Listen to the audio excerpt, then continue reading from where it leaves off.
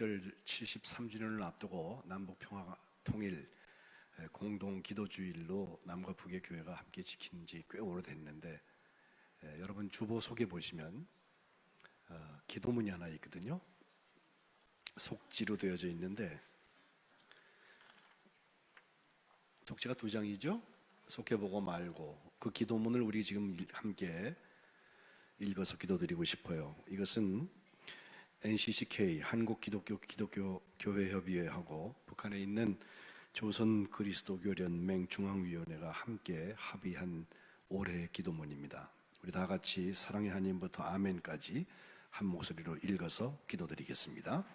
사랑의 하나님, 한 하늘 아래 하나의 강토에서 살고 있는 남과 북의 그리스도인들은 올해도 광복절을 맞이하고 있음을 감사드립니다. 조급의 광복절은 해마다 돌아오지만 우리는 그 감격을 제대로 누리지 못하고 있습니다. 73년간 분단된 채 갈등하면서 온전한 사랑을 실천하지 못하고 있음을 진실로 고백하나이다. 역사의 하나님, 우리는 2018년 오늘의 광복절을 새로운 희망을 가지고 맞이합니다. 지난 시기 우리 민족이 겪어온 분단과 전쟁, 적대와 대결의 세월이 점점 물러가고 평화와 번영의 무지개가 한라에서 백두까지 피어오름을 바라봅니다. 역사의 주관자이신 하나님께서 이 땅의 평화와 통일, 번영의 새 역사가 펼쳐지도록 인도하여 주시옵소서. 평화의 하나님, 분단과 갈등의 대명사였던 판문점에서 역사적인 남북 정상의 상봉과 회담이 진행되고 판문점 선언이 채택되어 마침내 남과 북은 화해의 길로 나아가게 되었습니다. 그러나 분단의 장벽과 전쟁의 불씨들은 여전히 남아 있습니다. 민족의 생존권을 위협하고 공동의 발전을 가로막는 분단의 걸림돌들과 전쟁의 온상들을 말끔히 거둬내고 한반도의 항구적인 평화와 동북아시아와 세계의 평화와 안전의 디딤돌이 되게 하옵소서. 희망의 하나님, 우리가 더 큰 꿈을 꾸기 원합니다. 5,000년의 민족사를 자랑하던 우리 민족이 70여 년간이나 남과 북으로 갈라져 살고 있습니다. 우리 민족이 더 이상 분열의 불행과 고통을 강요당할 수 없습니다. 이제 새로운 시간의 분수령에서 우리 민족의 삶이 역사적 전환점을 맞이하도록 이끌어 주옵소서. 마음과 마음을 열고 화해와 통일로 이어지는 평화와 번영의 새 역사를 이루어 주옵소서. 창조의 하나님, 믿음의 눈으로 보니 분열과 대결의 상징이었던 판문점이 평화와 통일, 번영의 시작점으로 존재합니다. 이제 그곳에서 맺은 평화의 선언이 활짝 꽃피어 온 결의가 그처럼 바라던 평화와 통일의 열매가 주렁지도록 이끌어 주옵소서. 남과 북 해외의 모든 그리스도인들이 한반도의 평화와 통일, 번영을 위해 힘써 일하도록 힘과 지혜와 용기를 주시고 전 세계의 그리스도인들이 적극 지지에 나서도록 역사하여 주옵소서. 주 예수 그리스도의 이름으로 기도합니다. 아멘. 기도한 대로 하나님께서 이 나라와 이 민족을 주관하셔서 하나님의 샬롬, 그 평강의 역사가 우리 교회 가운데 있으시기를 주님의 이름으로 축복합니다. 오늘은 요셉 이야기를 보려고 합니다. 특별히 요셉을 이와 같은 주일에 함께 나누는 것은 의미가 있다고 생각을 합니다. 왜냐하면 요셉의 삶은 오늘 제가 3개의 키워드, 첫 번째는 꿈, 두 번째는 구원의 영향력, 그리고 세 번째는 화해 혹은 용서, 이렇게 3가지를 보려고 하는데, 꼭 오늘 우리나라에 필요한, 이 사회에 필요한 3개의 단어가 아닐까 생각해서 그렇습니다. 요셉은 아버지가 12 아들을 낳는 중에서 11번째, 그것도 4명의 부인이 생겼는데 그 중에서 가장 사랑했던 라헬이라는 여인에게서 아이를 낳았기 때문에 또 늙음악기 나와서 그를 더 편애하고 사랑했던 사람이었습니다. 그 요셉이라는 이름의 뜻은 하나님이 더하실 거다. 더하기 있잖아요. 그런 뜻을 가지고 있는데 라헬이 그 아이를 낳고 나서 하나님이 하나 더 주셨으면 그런 생각했던 모양이죠. 나중에 하나 낳기는 납니다. 그런데 아버지의 편애를 받은 것 때문에 나머지 10형제 혹은 11 형제로부터 아주 극심한 시기 질투를 받게 되었고,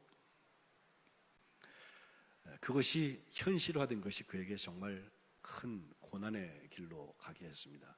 사실 그는 꿈을 꾸었습니다. 꿈이라는 건요, 자기가 꾸는 것 같지만 사실은 하나님께서 주시는 거예요. 우리가 영어로 꿈을 얘기할 때 dream이라는 말을 쓰거든요. 꿈, 별은 이루어진다. 우리가 월드컵 할 때 한참 써먹던 말 아니에요? 그 꿈입니다. 근데 꿈이 이루어지고 나면요, 그 꿈이 사실은 비전이었던 것을 알게 되죠. 예. 꿈이라는 말, 히브리 말 말고 헬라어를 보면 엔위프니온이라는 말을 쓰는데 in sleep, 잠 속에 있다는 뜻이에요. 그래서 주석을 하나 봤더니 우리가 하나님과 교통하기 위해서 정말 잠이 좀 들어야 되겠습니다, 이런 말을 써놨더라고요. 하나님의 꿈은요, 내가 꾸려고 주어지는 게 아니라 하나님께서 주시는 거예요. 예. 우리가 조작하는 게 많아요. 물론 꿈을 연구하고 정신 분석을 하는 분들의 얘기에 의하면 사람에겐 다 무의식이 기저에 있어서 그것이 잠자고 있는 동안, 꿈을 꾸고 있는 동안에도 작용을 해서 꿈의 일기를 쓰면 우리의 무의식을 분석할 수 있다고 봐요. 그것도 과학적으로 어지간히 맞는 말이어서 그걸로 사람이 치유도 하고 그러거든요. 근데 정말 중요한 것은 하나님이 쓰시는 비전은 우리가 꾸어서 만들어내는 게 아니라 하나님께서 주시는 거라고요. 그 요셉은 꾼 꿈을 가지고 형들한테 말하기 시작했는데, 그 꿈이 형제들하고 같이 곡식단을 이렇게 묶고 있는데 갑자기 자기가 묶은 곡식단이 벌떡 일어나고 나머지 곡식단 11개도 벌떡 일어나더니 자기 곡식단한테 절을 하더라는 거예요. 근데 말씀드린 대로 요셉은 저 밑에 11번째 아들이잖아요. 그 나머지 형들이 이복 형들인데 화가 났어요. 뭐냐, 네가 우리를 다스리려고 그래? 그래서 더욱 미워했다고 그랬고, 근데 하나님께서 또 꿈을 주세요. 이번에는 해와 달과 11개의 별이 자기에게 절을 하더란 말이죠. 이제는 그 형제들이 아버지 어머니한테까지 가서 아버지, 엄마 그리고 형제들 전부를 저 녀석이 지배하려고 하는 아주 야심이 많은 놈이라고. 그렇게 해서 모두가 그를 시기하는데 그의 아버지가 그의 말을 간직해 두었다라고 했습니다. 꿈과 믿음이 참 닮았습니다. 먼저는 보이지 않는 것의 실상이라고 우리가 믿음을 말하잖아요. 히브리서 11장 1절. 꿈도 보이지 않습니다. 그런데 그것이 실상입니다. 그냥 드림이 아니라 비전이라면 더욱더 그렇습니다. 그걸 이루기 위해서 우리는 정말 피 흘리는, 눈물 흘리는 시간을 가져야 합니다. 미국의 디즈니랜드 큰 놀이공원이 2개가 있는데 하나는 LA, 로스앤젤레스에 있고 다른 하나는 플로리다에 있습니다. 먼저 세워진 게 로스앤젤레스에 있는 것인데 월트 디즈니가 그것을 만들어 놓고 참 개장을 해서 저희도 아이가 어렸을 때 한번 가보았는데 엄청난 큰 공원이에요. 그리고 정말 미국 사람들 좋아하게 생겼어요. 먹을 것도 풍성하고 잘 쉴 수 있게 만들어 놓고 그랬는데 그걸 만들고 월트 디즈니가 만족을 못했대요. 그래서 하나를 더 만들어야 되겠다고 한 게 플로리다에 있는 것인데 그 올란도에 있는 것을 만들면서는 애를 쓰다가 다 완공되기 전에 월트 디즈니가 죽습니다. 그가 죽고 난 후에 개장을 하면서 사람들이 많이 와서 축하를 하는데 어떤 사람이 참 이런 인사를 했다고 그래요. 야, 월트 디즈니 그 비전의 사람 때문에 우리가 이렇게 좋은 놀이공원을 만나게 되었노라고. 그가 살아있었으면 얼마나 좋았을까. 그가 눈으로 보지 못하고 죽은 이 공원이 얼마나 멋있는지 고맙다고 큰 칭찬을 했는데 그 다음에 월트 디즈니의 부인이 나와서 인사를 하면서 하는 말이, 내 남편은 이 월트 디즈니 플로리다 이것을 보지 못하고 죽은 게 아니라 그가 이것을 보았기 때문에 오늘 이 공원이 있는 것입니다 라고 말했대요. 그에겐 비전인 거죠. 그죠? 믿음이 그렇습니다. 믿음이 이루어지기 위하여서, 꿈이 이루어지기 위하여서 성숙되는 시간이 필요합니다. 그래서 믿음은 변하고 믿음은 성장, 성숙이고 결국 열매를 맺게 되는 것입니다. 여러분, 꿈 때문에 고난받은 흔적이 있으십니까? 가끔 보면 우리 성도님들 중에 어젯밤 꿈자리가 뒤숭숭했어요, 목사님 기도해 주세요, 그러는 분들이 계시는데, 그래요. 예? 나쁜 꿈 꾸는 게 좋을 일은 아니에요. 그러나 진짜 하나님이 쓰시는 비전은요, 그 꿈 때문에 오늘 내가 희생하고 땀 흘리고 고난받은 흔적을 가끔 요구합니다. 요셉은 2번 큰 어려움을 겪었습니다. 그 형들이 한 번은 아버지 심부름을 온 요셉을 저놈만 팔아먹어버리자고 사실은 죽이려고 그랬어요. 그래서 물 없는 구덩이에다 집어넣어 놓았는데, 그래도 형들 중에 인정이 있어서 야, 죽일 것까지 뭐냐 갖다 팔자 그래갖고 은 20냥의 미디안 상인들한테 팔거든요. 팔면서 그들이 한 말이 뭔지 아세요? 이놈을 팔고 나서 걔가 꿨던 꿈이 어떻게 되나 우리가 한번 볼 거다 말이죠.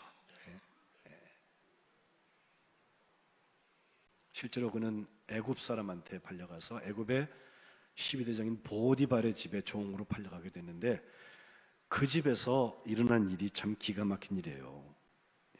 하나님께서 요셉을 위하여서 그 보디발이라는 애굽 사람의 집에 복을 내리셨다.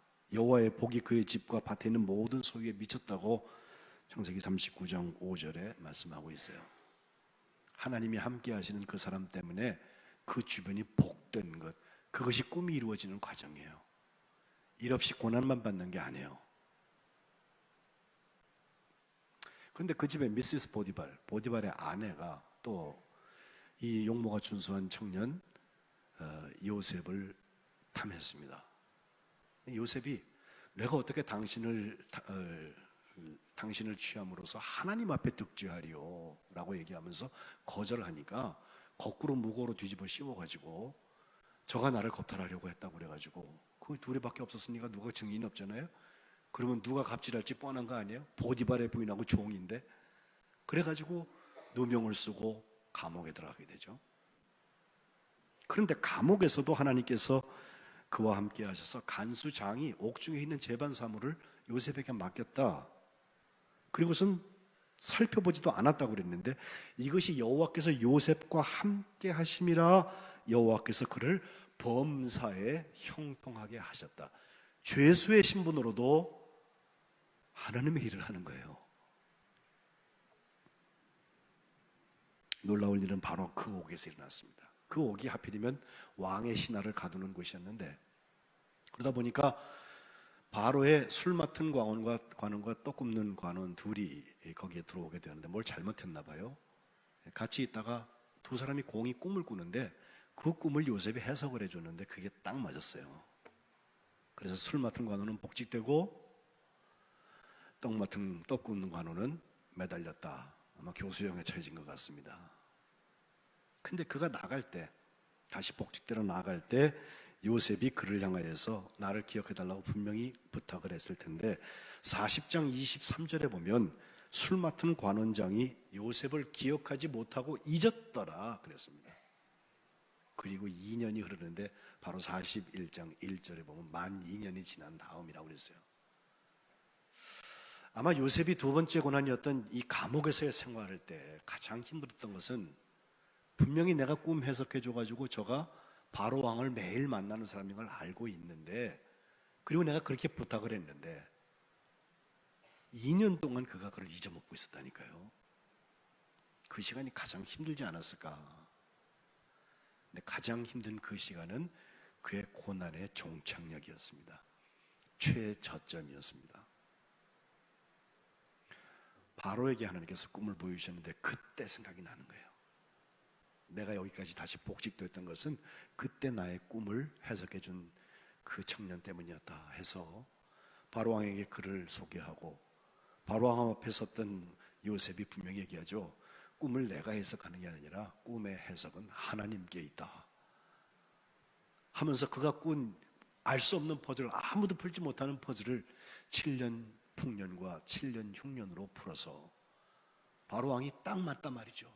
두 번이나 꾼 그 꿈 때문에 잠을 이루지 못하고 나라 전부가 어지러웠는데 네가 그것의 정답을 말했다 하면서 그에게 재반 사무를 맡겨서 애굽의 2인자 총리 대신에 되는 거예요. 일개 죄수에서부터 총리 대신에 등용되기까지 이 엄청난 신분의 변화와 그의 삶에 새로운 장을 열게 되는 것을 볼 수 있습니다. 우리는 이런 변화를 보고서 인생 역전이다, 그의 꿈이 이루어졌다, 하나님이 함께 하셨으니까 그는 하나님의 비전을 성취했다라고 말을 하는데, 여러분 성공에 현혹되지 마세요. 하나님께서 그 자리에 높이 세우신 것은 하나님이 계획하신 일이 있었고 그 일을 이루기 위해서 거기 갖다 놓으신 거지, 그가 갑자기 총리 대신 딱지를 붙이고 완장을 차고 어깨에 힘을 줄 수 있고 힘 있는 사람, 힘 있는 권좌에 앉았기 때문에 행복이 아니에요.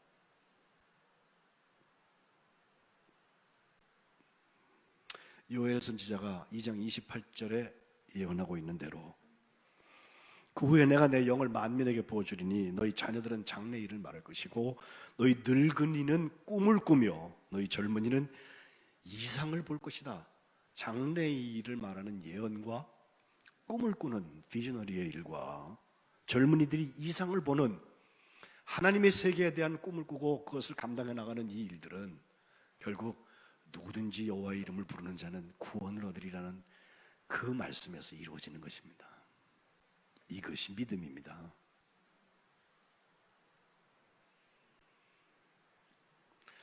지금 하나님의 축복을 받았다는 그리스도인들이 한국 사회에서 이상한 갑질을 하다가 잡혀 들어가서 하나님의 이름까지 영광을 가리우는 예를 우리가 종종 봐요. 제가 잘못된 예에 대해서 자꾸 얘기하는 것을 여러분 용서하세요. 그러나 우리가 그 자리에 가면 그거 안 할까? 자신 있는 사람 나오라고 그러면 손들지 못할 거예요, 대체로. 가기 전이니까 거기다 대놓고 자꾸 뭐라고 그러죠. 그 자리에 있으면서 하나님이 주신 건데 그것도 모르고 말이지. 자기가 가면요 언제 들었나 싶어요. 슈퍼 가베 짓을 할 거야. 감옥에 있을 때부터 알아봐야 돼요. 하나님이 그와 함께 하심으로 하나님이 간수장에게 은혜를 더하시고 하나님이 보존해 주실 뿐만 아니라 하나님께서 가지고 있는 비전을 향하여서 우리를 몰아가실 때 우리가 그 쓰임을 받아야 할 것입니다. 이게 훈련되지 않으면 교회에서부터 평화통일이 일어난다는 말은 거짓말이에요.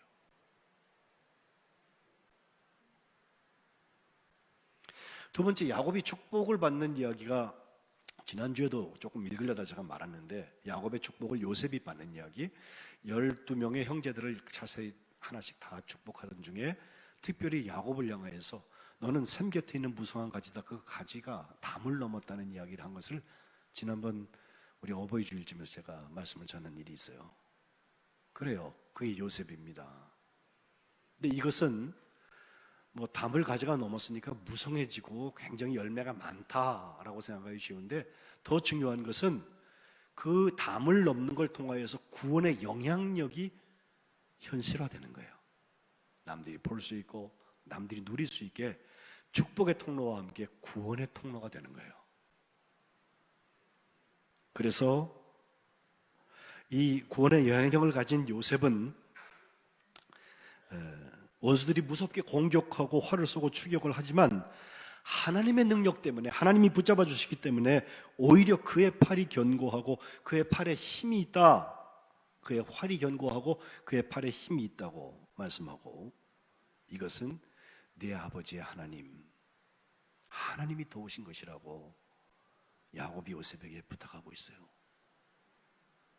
사실 야곱은 이제 뭐 147세나 되어서 살 만큼 살고 또 외국에서 이민 온 상태 아니에요. 그 나라에서는 존재감이 없어요. 근데 아들은요 지금 2인자라니까 나라에 무소불위의 권력을 가질 수 있는 사람인데, 거기다 대고 아버지가 축복하면서 네 아버지의 하나님이 도우신 것이다 라고 얘기하고 있어요. 실제로 그 야곱의 장례와 요셉의 장례가 오늘 50장, 창세기 50장에 다 나오는데, 아버지 야곱의 장례는 엄청나게 성대하게 했습니다. 그의 시신을 향처리하는데 무려 40일이 걸렸고 70일을 고걸했다고 그랬어요. 그리고 거기서 끝내지 아니하고 아버지가 유언한 것을 따라서 아버지의 유해를 들고 아버지가 지정한 그 곳까지 가는데, 가서도요 7일 동안 요셉이 애곡을 했는데 간 사람들도 대단합니다. 야곱의 자손은 물론이고 손주들은 거기 남았다고 그랬지만 아들들은 물론이고 병거와 기병, 요셉, 그리고 바로의 대신들, 요셉 아래에 있던 사람들 다 데리고 갔어요. 가가지고 7일 동안 거기서 곡을 하고, 그리고 아벨 미스라임이라는 곳, 거기다가 이제 묻게 되는데, 아벨 미스라임이라는 뜻이 애굽인들이 곡한다는 뜻이에요. 가나안 사람들이 볼 때는요, 저게 이 팔레스타인 사람, 이스라엘 사람들 같지가 않고 거기 살던 70명 이상한 거 보이지 않잖아요. 근데 어마어마한 사람들이 와가지고선 큰 장례 행렬을 하고 있는 것을 보면서 애굽인들이 곡을 한다고 말할 정도로 성대한 장례식을 하고 돌아왔습니다. 그런데 오늘 본문에 보면 요셉은 26절에 110세에 죽었는데 그들이 그의 몸에 향재료를 넣고 애굽에서 입관했다. 그게 다예요. 다만 입관해 놓은 상태에서 그 이후에 그가 어떻게 됐냐는 이야기는 후에 나오는데, 바로 앞에 요셉이 죽기 전에 했던 유언, 그것이 이루어지게 되는데 세 가지입니다. 하나님께서 너희, 나의 후손들인 너희들, 여기서 지금 총리 대신에 가족이라고 다 이주 와가지고 시작을 하는데, 너희들을 하나님께서 돌보실 것이다. 그리고 이 땅에서 결국은 인도해 내실 것이다. 그리고 맹세하신 땅까지 데리고 가실 거다.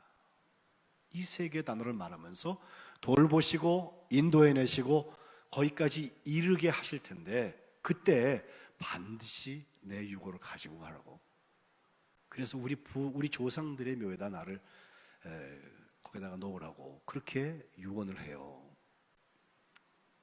히브리서 11장이 계속해서 믿음으로 아브라함은, 믿음으로 이삭은, 믿음으로 야곱은, 믿음으로 요셉은까지 지금 모아 있는데, 그 모든 과정에 다 임종시에 일어난 일들을 얘기하고 있잖아요. 그들은 이 땅에서 어떻게 살았던 것보다 훨씬 더 중요한 것이 죽은 다음에 내가 하나님께로 돌아간다, 하나님께서 주신 그곳, 영원한 곳, 하나님의 평강이 있는 곳, 그것이 나의 것이라는 증거를 얻고 싶었던 거예요. 어쩌면 이집트에다가 요셉의 묘를 하나 썼으면요, 지금 스핑크스가 지키고 있는 피라미드 같은 거 하나 크게 세웠을 거예요. 그런데 자기 조상들의 묘에 나를 가져가라고 그랬고, 실제로 출애굽기 13장 19절에 요셉이, 모세가 출애굽할 때 요셉의 유고를 갖고 출발했단 말이죠. 요셉이 단단히 맹세하라고 했기 때문이다 라고 얘기하고 있고, 여호수아 24장 32절에 보면 그 이스라엘 땅에 도착한 그 자손들이 애굽에서 가져온 요셉의 뼈를 세겜에 장사했다라고 나와 있습니다. 시간적으로는 무려 한 400년이 지난 다음 얘기예요. 왜 이게 소중하냐? 하나님께로 돌아가는 인생을 보기 때문에 그렇습니다. 여러분, 제가 장례를 많이 하잖아요. 지난주에도 조문을 둘 다녀왔는데 지금 유족도 와 계시고, 장례를 해보면 얻는 교훈이 몇 가지 있어요. 하나는 누구나 간다, 나도 갈 거다 앞으로. 두 번째는 간 다음의 삶이 있단 말이에요.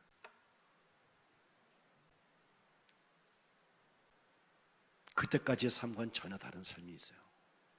그래서 예수 믿는 게 소중한 거야. 그래서 부활과 생명의 예수님이 우리의 구주가 되셨다는 것과 그렇지 않은 것은 완전 차이가 있어요. 세상의 영화를 볼 수 있었던 요셉의 아버지, 그리고 요셉도 결국은 나는 거기로 돌아간다고.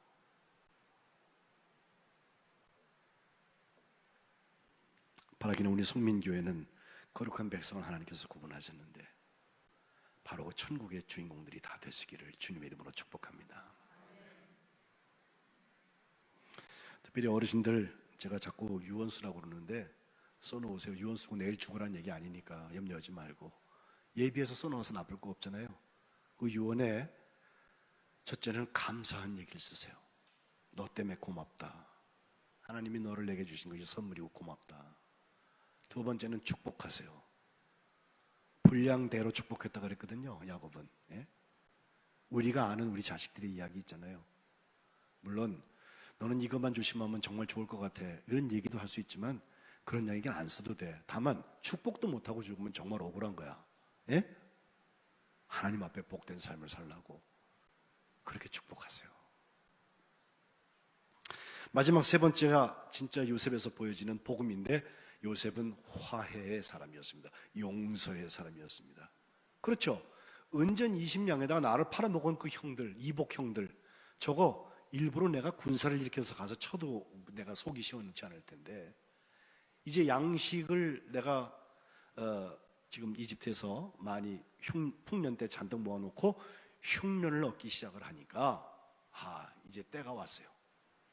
시간을 제가 세보니까 요셉이 팔려갈 때 나이가 17살, 그리고 총리 대신 될 때가 30살 하면 그 사이가 13년입니다. 그리고 7년 동안 풍년이 있었으니까 더하면 20년, 그리고 두 번째 흉년 때니까 대략 한 22년쯤 되었을 때 그 형들을 보는 거예요. 올 것이 왔습니다.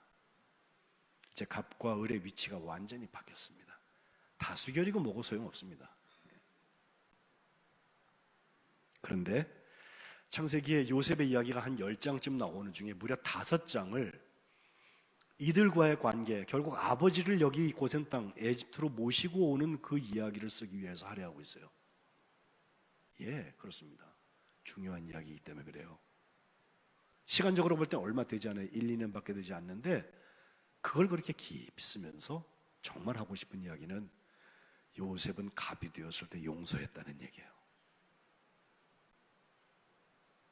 실제로 자기가 자기를 형들한테 알려주는 장면이 45장에 나오는데, 그때 그는 먼저 크게 울었습니다.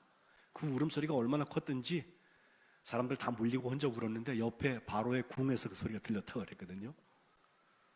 그리고 나서 다시 불러가지고선 그가 형들한테 하는 말, 이리 가까이 오라고, 내가 당신들의 아우 요셉이다. 아마 이건 히브리 말로 했을 거예요.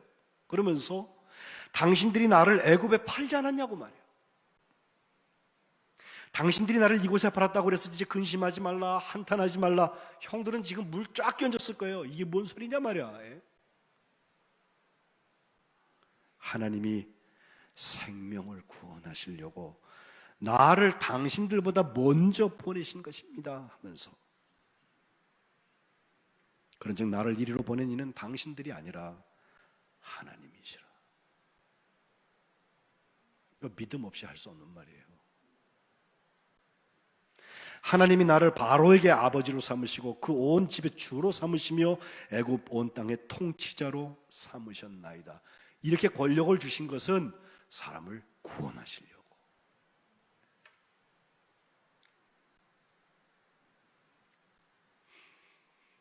오늘 보면 바로 앞에 본 야곱이 죽은 얘기가 나왔다 그랬잖아요.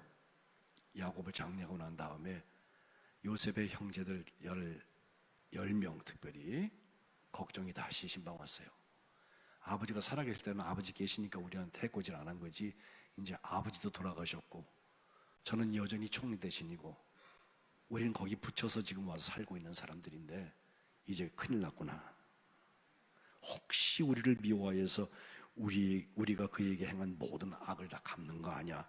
염려하기 시작했어요. 그래갖고 찾아가갖고, 요셉, 사실 아버지가 돌아가시기 전에 이렇게 얘기하셨는데, 형들이 너한테 악을 행했지만 바라건대 그들의 허물과 죄를 용서하라고 분명히 말씀하셔서 넌 들었을랑가 몰라 하면서, 당신 아버지의 하나님의 종들인 우리의 죄를 이제 용서해 주라. 당신 아버지의 하나님의 종들인 우리들을 이제 용서해 달라고, 우리 죄를 용서해 달라고 빌어요. 요셉이 그들이 하는 말을 들으면서 또 울었다고 그랬어요. 그래서 형들이 다시 그들에게 요셉한테 하는 말, 우리들은 당신의 종들입니다. 그게 꿈이 이루어진 거죠. 꿈이 이루어진 다음에 보면 그 사람의 됨됨이를 또 압니다. 요셉은 변치 않습니다. 두려워하지 마소서, 내가 하나님을 대신하겠습니까? 당신들은 나를 해하려고 했지만 하나님은 그것을 선으로 바꾸셔서 오늘과 같이 많은 백성의 생명을 구원하게 하시려 하셨나니 당신들 두려워하지 마소서. 내가 당신들과 당신들의 자녀들 다 기르겠습니다 하고서 간곡한 말로 그를 위로했다고 그랬어요. 네가 왕년에 그랬지? 마음에 두고 있는 마음 가지고 평화통일 안 와요. 와도 행복하지 않아요. 그런 크리스천 에고이스트, 제가 라고 가끔 말을 쓰는데, 기독교 이기주의자들, 복음을 잘못 받아들인 사람들, 성경에 없는 복음을 얘기하는 사람들이 다른 복음입니다. 그거. 저는 우리가 함께 읽은 이 평화통일 공동기도문, 이 속에 담겨져 있는 저희들을 읽어요. 신학적으로, 정치적으로, 사회적으로. 문장 하나나 표현 하나 속에도 이상한 게 담겨져 있기도 해요. 예전보다는 지금 좀 나아졌어요. 그만큼 화해 무도가 좋아졌다는 얘기죠. 왜 이걸 해야 되나? 우리가 믿음의 고백으로 이걸 다 드리는 거예요? 그건 아니에요. 그러나 접촉점은 여전히 남아있어야 돼요. 그리고 요셉처럼 우리가 제발 갑이 되었으면 갑에 해야 될 용서와 화해 문들을 열어가야 돼요. 그건 남과 북의 문제가 아니라 남한 내에 있는 우리 국민들의 문제요. 아니, 그리스도인들 간의 문제요. 한 교회 안의 문제입니다. 우리가 하나님의 샬롬을 살고 있다면 둘이 의견이 달라졌을 때 다 하나님을 바라보고 있어야 맞아요. 하나님은 뭘 옳다 하실까를 궁금해해야 돼요. 하나님 두려워할 줄 알아야 돼요. 그게 믿음이고 그게 하나님의 샬롬의 자리예요. 그런데 보면 싸우다 보면 다 잊어먹는 것 같아. 그러니까 하나님이 세습을 하라고 그러는 건지 안 하는 건지 모르겠는데 버젓이 일어나고 법을 그렇게 해석하고 8대7로 이겼다고 그래요. 나 참.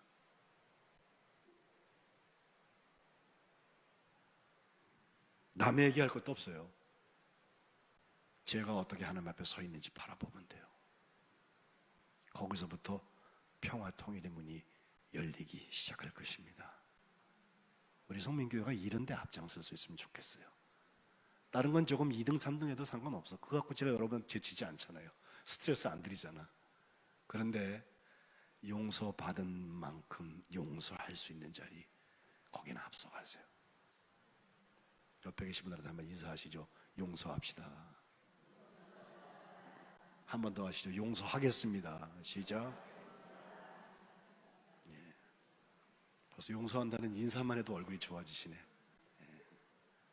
떠난 사람 뒤에다 대고 뒷담화하지 말고, 예? 그를 통해서 하나님이 내게 주셨던 교훈들 기억하고 그 용서를 살아가는 것, 그 자리에 천국이 임하게 될 줄로 믿습니다. 믿음으로 요셉은 그렇게 비전을 살았고 구원의 영향력을 살았고 화해를 살았습니다. 성민교회와 이 나라 이 민족 그리고 지구 전락에 하나님의 평강이 함께 하시기를 주의 이름으로 기원합니다. 기도합시다. 하나님,